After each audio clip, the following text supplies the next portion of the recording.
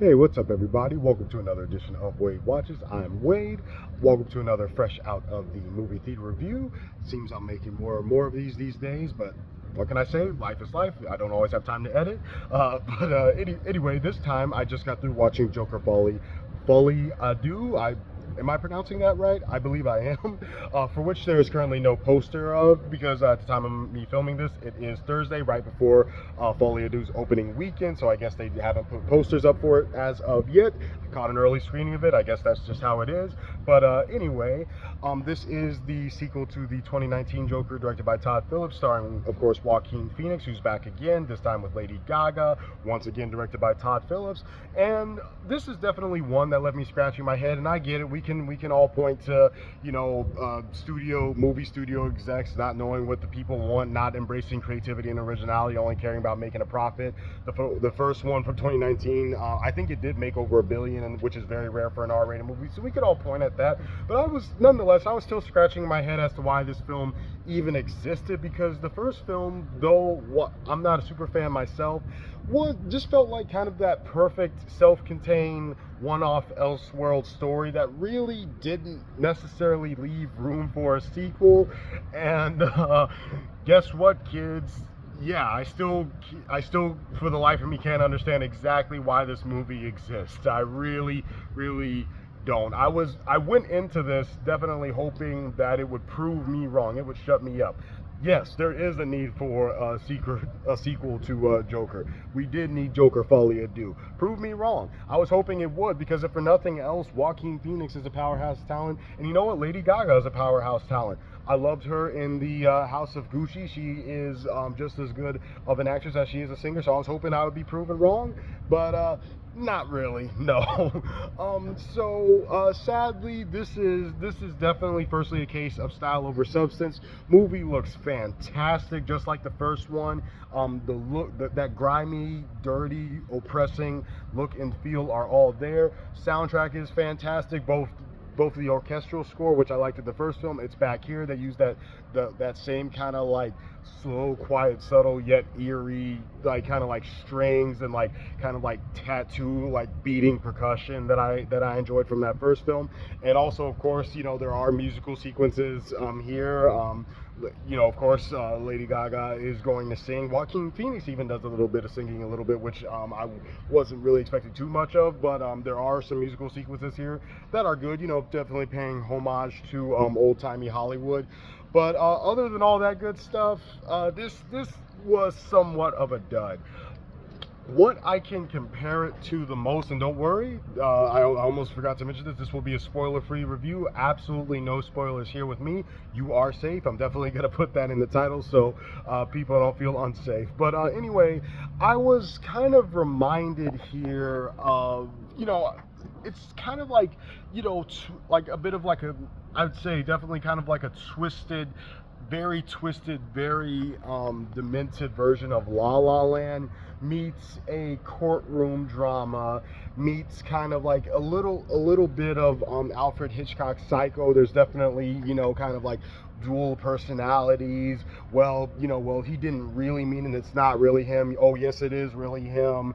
They're not two separate identities. He's faking it. They're the same, so on and so forth. That's what we have here. And even somewhat to the point where, and this was actually mentioned by a friend of mine who also reviews films, where like I was expected to feel like extremely sympathetic for the guy. And don't get me wrong, in that first movie from 2019, but when that movie first opens up, this guy is down in the dirt. He's down in the mud. He's in the shit, living in what seems like hell.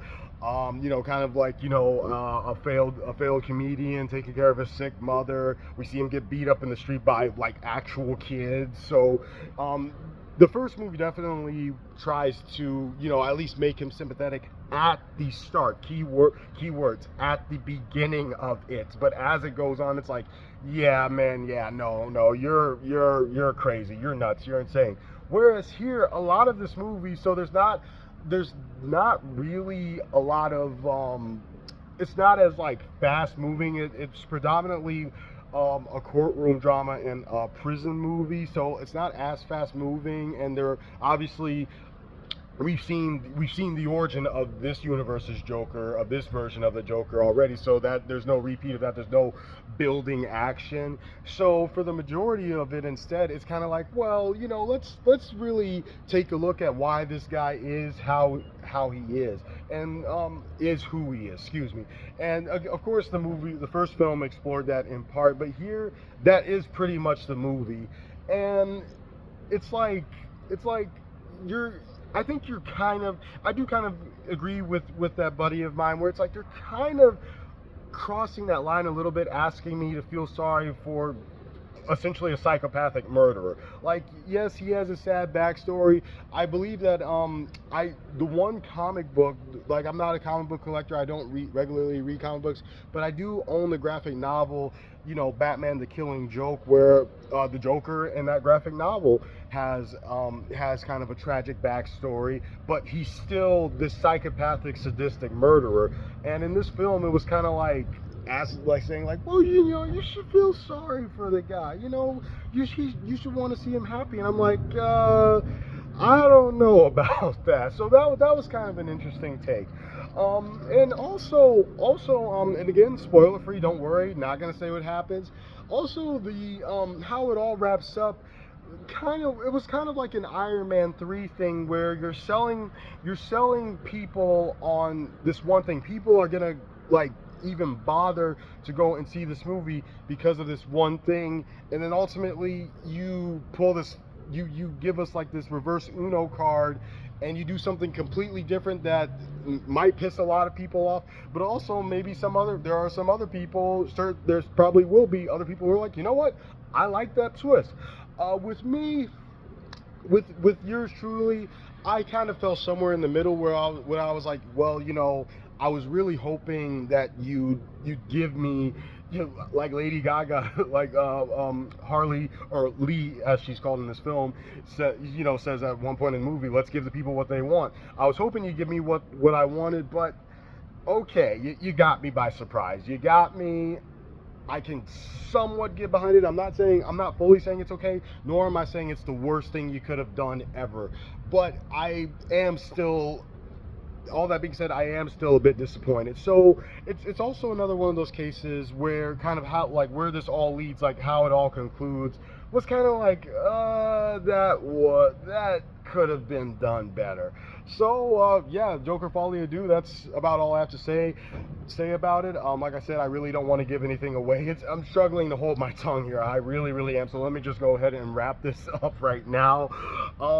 So wrapping it up, I'm gonna go ahead and rate Joker Folie Deux. I'm gonna go ahead and give it a 6 out of 10. I was gonna give it a 5, but there's just enough in it, like just enough, like a hair enough of material that I enjoyed in it, that just bumps it up that notch. It is watchable, it looks good, it sounds good. Joaquin Phoenix is once again fantastic as Arthur Fleck's Joker.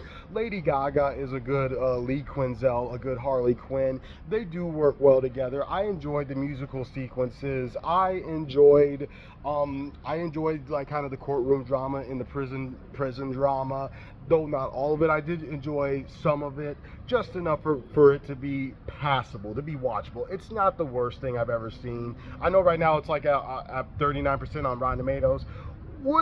I'm not gonna say it's that bad. That's a little bit harsh in my opinion. Though if you recall, just as an FYI, the first one from 2019 isn't rated that high on Rotten Tomatoes either, so it's all arbitrary in my opinion. But anyway, wouldn't say it's that terrible, but I'm definitely not going to argue the case with, those critics on Rotten Tomatoes who are giving it rotten reviews, which of course is why it's, rated that low currently. So yeah, that's my take on Joker Folie Deux. Doesn't really justify its existence to the full extent. I feel like that 2019 film is a little bit better, though. Again, like I said, I did not think that movie was a masterpiece outside of Joaquin Phoenix's performance. I just thought it was a retread of Taxi Driver and King of Comedy. But it was decent enough. because of mainly because of Phoenix's performance and his take on the Joker, and kind of seeing that origin story, kind of like, play out. Whereas here it was just kind of like, it's just this courtroom drama, this prison drama that's, decent and passable, and and kind of surreal with the musical sequences, but that's about all it is. So 6 out of 10 for Joker Folie à Deux. This has been another Out of Theater review from Wave Watches, and I will see you all next time. Peace.